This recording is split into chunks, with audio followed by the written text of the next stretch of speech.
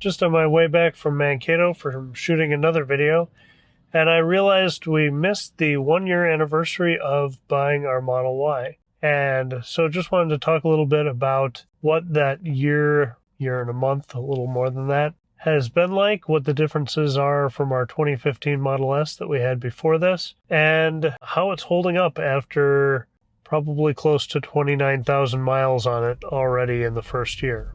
Cosmetically, it's holding up really well, other than some things that I've done to it. I hit a raccoon last year and also accidentally scratched it with a knife, which was a stupid bonehead move that is completely my own fault. And other than that, it's held up pretty well. I did get full PPF wrap on it, so like clear bra material all over the whole car. And I can tell that saved the paint in a few situations already. It helped a little bit containing the scratch I put in it, kept any impact from the raccoon completely hidden. You'd never know it other than a piece of trim that I just need some clips for. PPF has done a good job. There's a couple dings out of it where rocks or debris has hit the car and the PPF took the damage and the car didn't, the paint didn't. So I'm really pleased with that. It was expensive. It was, I think, $5,000 plus, but so far it's doing its job and might replace the front piece. We'll see. I'm going to have a 1-year inspection with them to look at it, see if they need to do anything on their end or if pieces need to be replaced from just road damage. I don't really want that to be an ongoing cost, but fixing paint could be more expensive or lead to rust and stuff.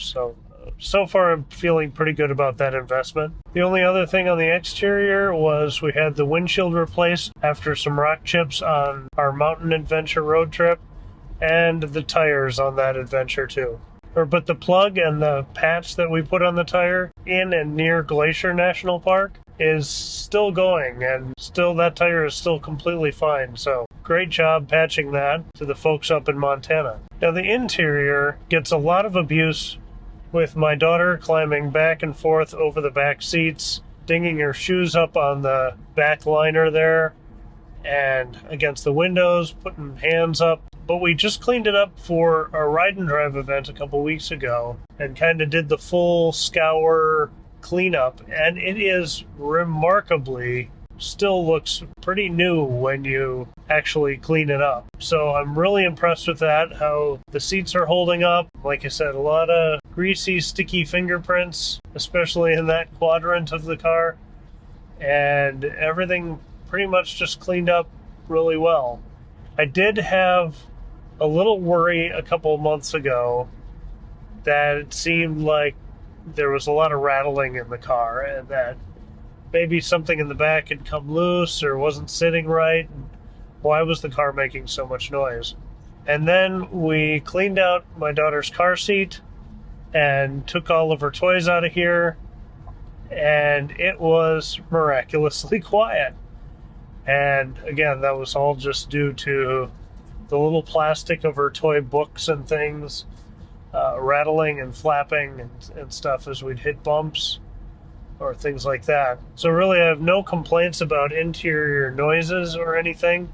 So let's talk technology. Now, I used to have the 2015 Tesla Model S 85D, which was an AP1 car, and AP1 worked pretty rock solid for the things it did, and did a really good job, was a great help on road trips and things. Basically was just lane centering and adaptive cruise control, but it really locked in. Autopilot and Navigate on Autopilot do pretty much the exact same thing. I haven't had the phantom braking issues that a lot of people have. Occasionally I'll get little slowdowns, and I guess I have had a couple phantom braking instances, but it's not, some people say they have it chronically, and I would not say I have that.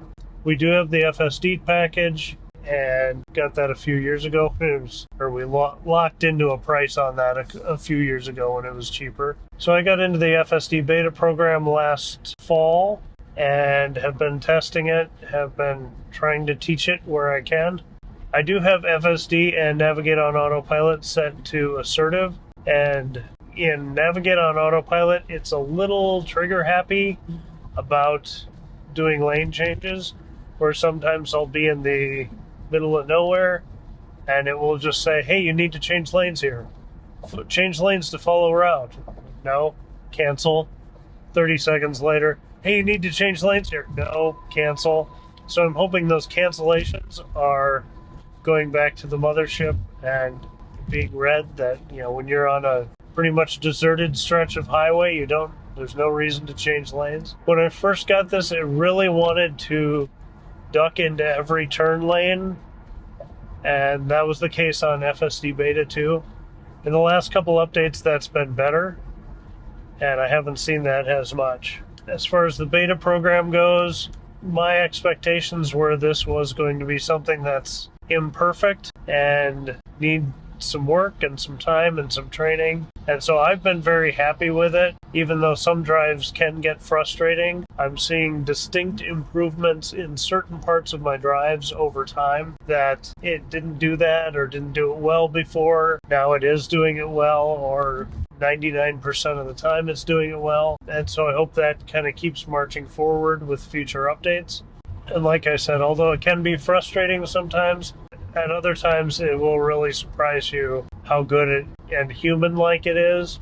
So looking forward to more updates on that, but it's met my expectations. I didn't think it was going to drive me everywhere in every situation at every time.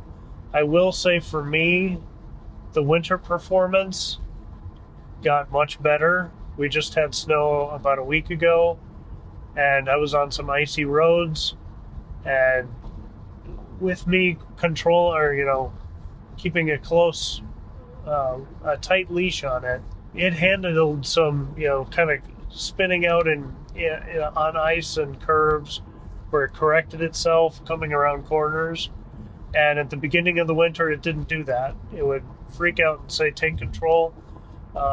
In these last situations, like I said, for me, it handled some slick roads and did a really good job. So we'll see how next winter is, but I wanted to see improvement and progress, and I feel like we've seen some progress and improvement. That's been pretty good. The UI changes to the screen, I haven't liked all of them, but they have brought some of the features back that they removed, and really I haven't had a big issue with it. I would like to see some things still changed, but I'm kind of glad that they aren't changing everything all the time and just leaving people completely confused. I'd rather have them wait till they make a substantial change again and then bring that back and give you some time to learn that system. But I haven't really had major issues with the changes. Another thing that came up in our recent road trip interviews, comparing it to our 2015 road trip on basically the same route. It's less charging and it charges faster. The technology's come quite a ways in that 6 years between vehicles. I'm a little torn on our road trips because somebody I talked to recently was saying, I don't like EV road trips or the idea of EV road trips because it seems like the superchargers and the charging is the destination rather than going out and actually seeing the world. So I've kind of been thinking about, how we do our road trips.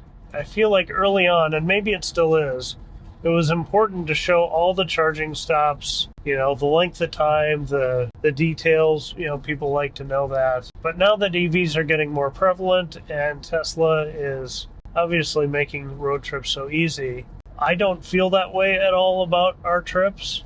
I feel like, we're just driving to our destination and these are pit stops, like you'd have fuel stops. But I put them all in the video because people want to know those details. But to me, the point of the trips is to go see where we're going and enjoy those places. And I don't necessarily put that stuff into the videos as much, or at least not in major detail. I kind of want to show a little bit about the places we are, but I feel like the road trip videos are more to show you that you can and how each stop worked. But I do wonder if it's a little counterproductive if the road trip videos feel like they never do anything but charge. So I'd love to hear thoughts on that. But generally, after 1 year and a month plus of owning the Model Y, it's been fantastic. Very durable, very capable, good range. We did some video tests of the dead of winter, bad, windy, cold days. That wasn't so great, but we still survived. Definitely in the warmer weather, even in it's 44 degrees Fahrenheit now, and the efficiency's been pretty good on this trip, averaging 300 watt-hour per mile.